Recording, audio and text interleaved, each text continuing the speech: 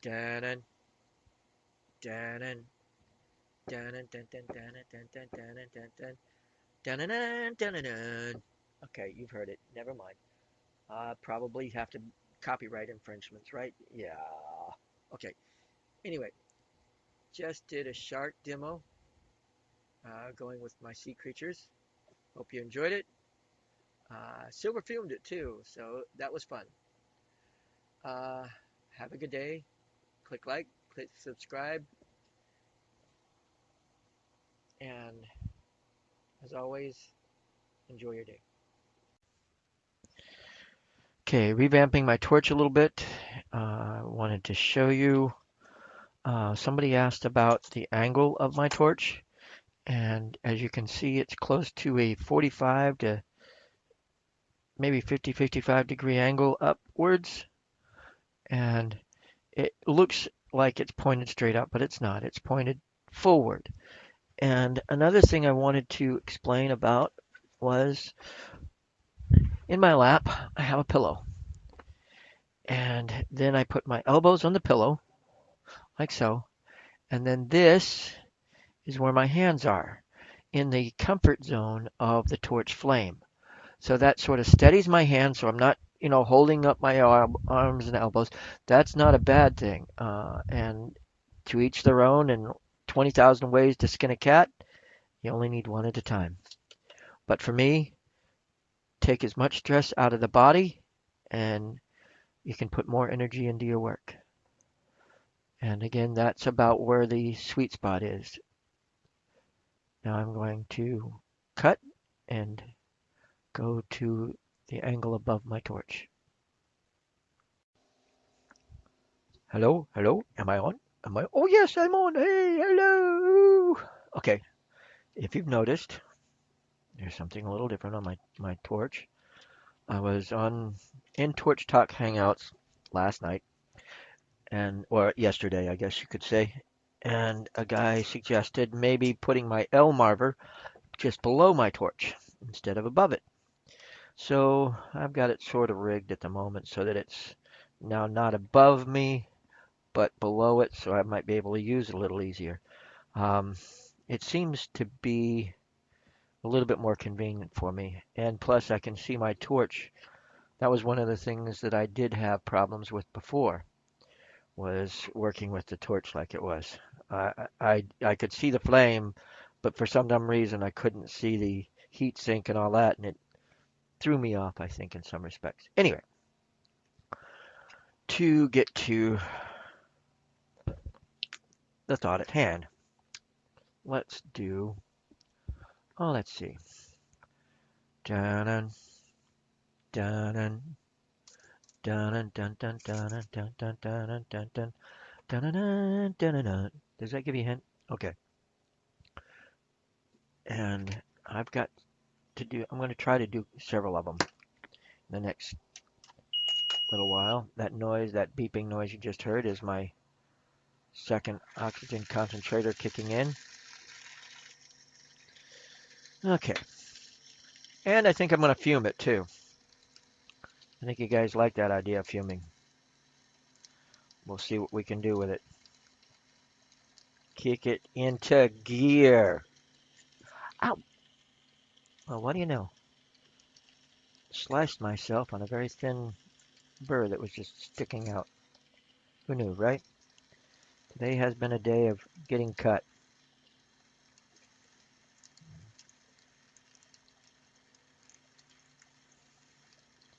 Okay, first of all,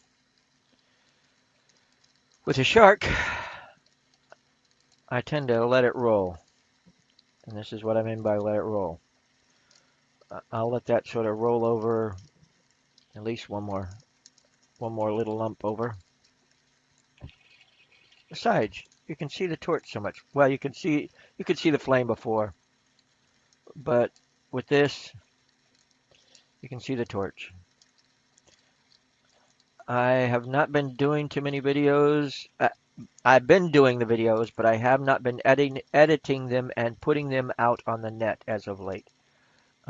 Been just a little busy, and I'm trying to plan a little trip for next week, and maybe during the trip I can while I'm busy doing other things, I'll upload videos to the net so that you guys can have your fix, seeing what I'm doing next. Okay, you can sort of see it's sort of like almost like a lollipop in shape at the moment, and I'm pulling it a little bit, and it's becoming more like a teardrop or a flame or petal or whatever. And I'm going to keep, now I'm going to stretch a little more, keeping a little bit in the middle of the body. Now working on the back side, because you got to get it that same point as a leaf, but a little bit narrow and a little bit, and that's your basic shark shape right there. And again, I usually start with the dorsal fin, and that's usually in the middle of the body on top. And I do the fold and pull. There we go.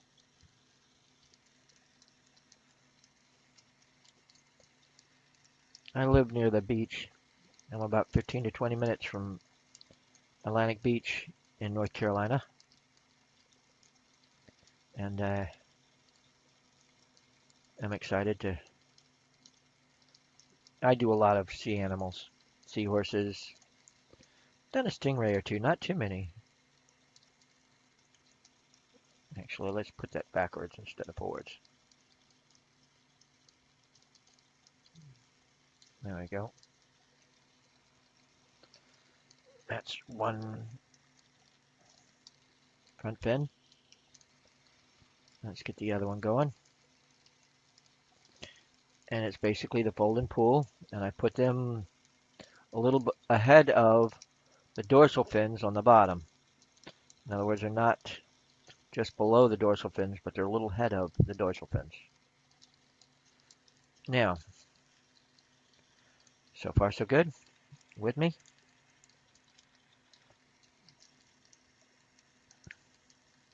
Now here's a neat little trick. Don't have to do it, but it does it does work sometimes. Single flame if you can get it, because you're going to concentrate the flame, and we're going to put some gills on this thing.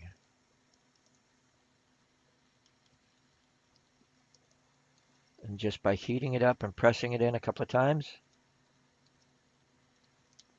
you got some gills. And there you go. And what did I use? Oh yes, a high-tech cutting device. Butter knife. Or, well, let's slash between a butter knife and a steak knife, but one of mine. I've got some blue, eyes to the soul.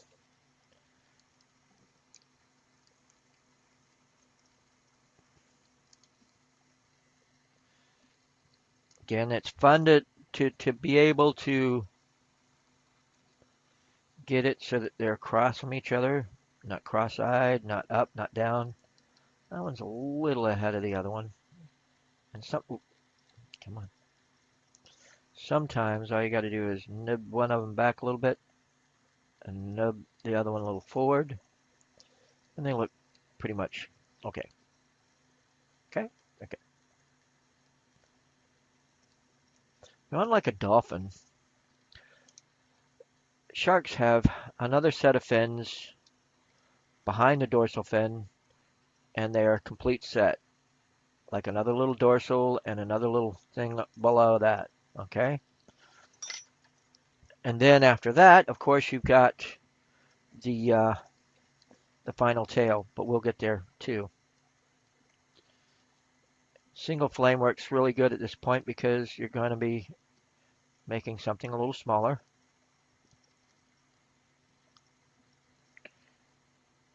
Heat, fold, and pull. There you go.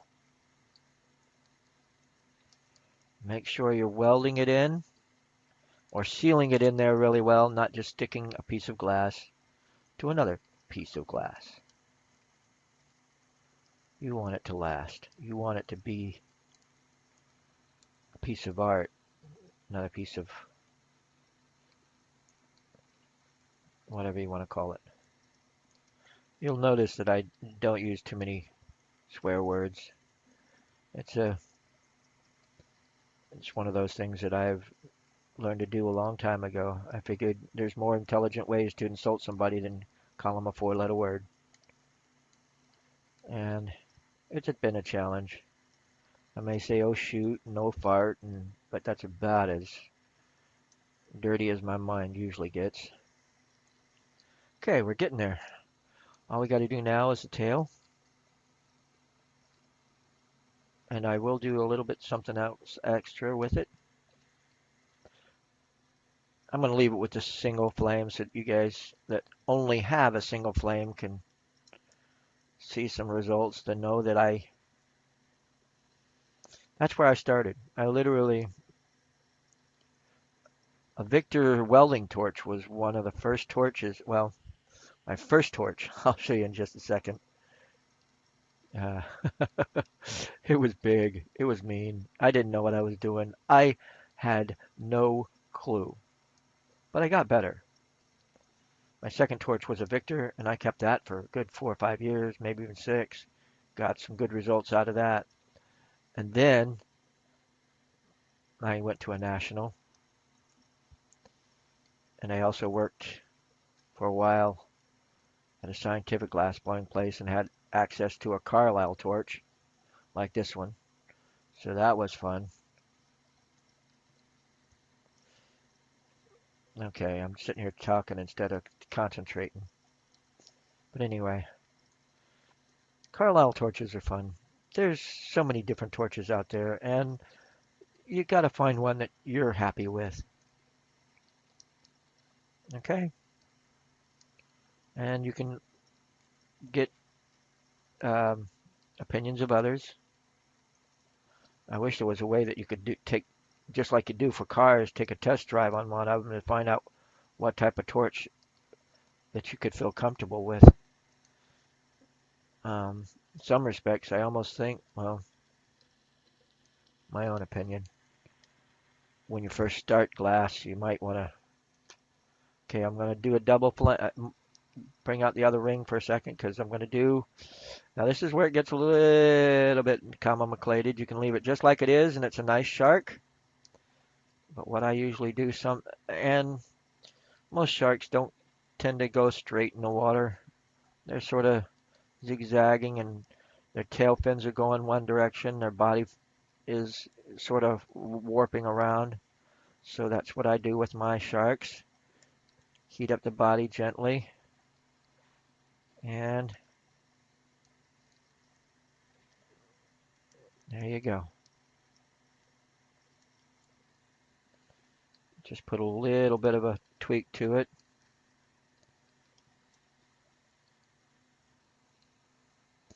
And as you're bending it, make sure that there's no, I think it's called devitrification, where you heat up and as you bend it a little bit, it'll look a little frosty on the surface, and that's where you're sort of bending it, and the surface is cool enough and it's wrinkling, so you got to sort of fire polish it out, make it nice and clear, nice looking again.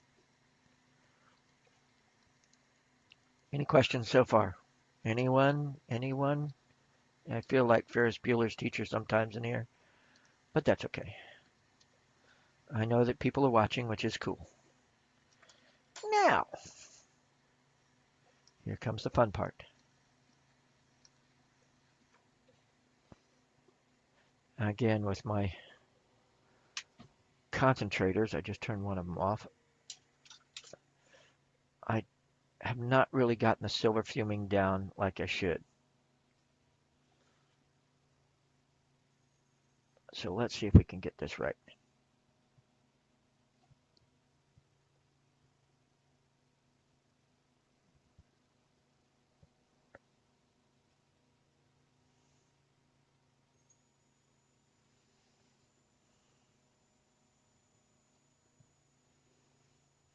Never around when you want it, right?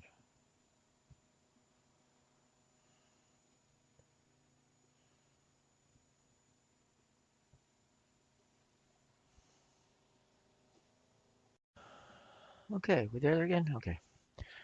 Now, I switched pieces of silver that I had, and what you do is you bathe the silver in the flame, and then bathe the flame that comes off of that silver onto the piece of glass that you're doing, and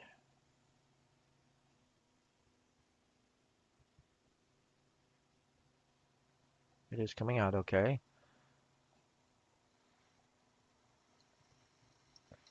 Turning a nice little light shade of yellow. Sometimes if you get a nice, see what I use is scrap silver, sterling, whatever. You do it just right, and you can even get a nice gold tone. And I don't know why the silver turns gold, but it's like most people can't explain a car, but they'll get in it and turn the key and run, drive down the road. They'll use it. Same thing. You can use a fuming to get the results that you're looking for. Make sure you have plenty of good ventilation because, breathing in, that's not a good thing. Oh, might help. Have a pair of pliers handy. Okay, see? And we have,